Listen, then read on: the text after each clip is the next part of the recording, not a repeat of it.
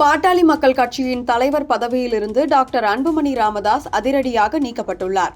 பாமகவின் தலைவராக இனி தாமே செயல்படுவதாகவும், டாக்டர் அன்புமணி ராமதாஸ் பாமகவின் செயல் தலைவராக மட்டுமே செயல்படுவார் என்றும் அக்கட்சியின் நிறுவனர் டாக்டர் ராமதாஸ் அறிவித்துள்ளது பரபரப்பை ஏற்படுத்தியுள்ளது.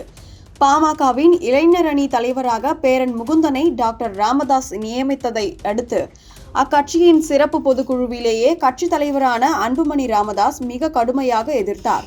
அத்துடன் பாமகவினர் தம்மை சந்தித்து ஆலோசனை நடத்த பனையூரில் தனி அலுவலகமும் திறந்தார் அன்புமணி ராமதாஸ்.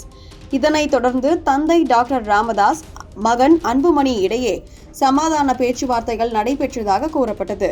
இதனால் அப்பாவுக்கும் மகனுக்கும் சமாதானம் ஆகிவிட்டதாக தகவல்கள் தெரிவித்தன. இந்த நிலையில் இன்று திடீரென டாக்டர் ராமதாஸ் ஒரு அறிவிப்பை வெளியிட்டுள்ளார்.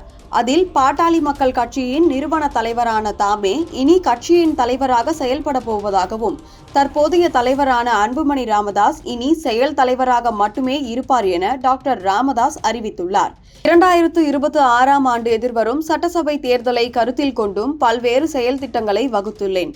அதனை செயல்படுத்த வேண்டி கட்சி அமைப்பில் சில மாற்றங்களை செய்ய வேண்டும் என கருதி என் முழு மனதுடன் இந்த அறிவிப்பை நான் வெளியிடுகிறேன். இதன் அடிப்படையில் பாட்டாளி மக்கள் கட்சி எனும் அரசியல் இயக்கத்தை தொடங்கிய நிறுவனராகிய ராமதாஸ் ஆகிய நான் நிறுவனர் என்பதுடன் பாட்டாளி மக்கள் கட்சியின் தலைவர் பொறுப்பையும் நானே எடுத்துக்கொள்கிறேன். தேர்தலின் வெற்றிக்காக அயராது உழைக்க வேண்டும் என்ற நோக்கில் பாட்டாளி மக்கள் கட்சியின் தலைவர் பதவியில் பொறுப்பு வகித்து வரும் மருத்துவர் அன்புமணி ராமதாஸை பாட்டாளி மக்கள் கட்சியின் செயல் தலைவராக நியமனம் செய்கிறேன் என்றார்.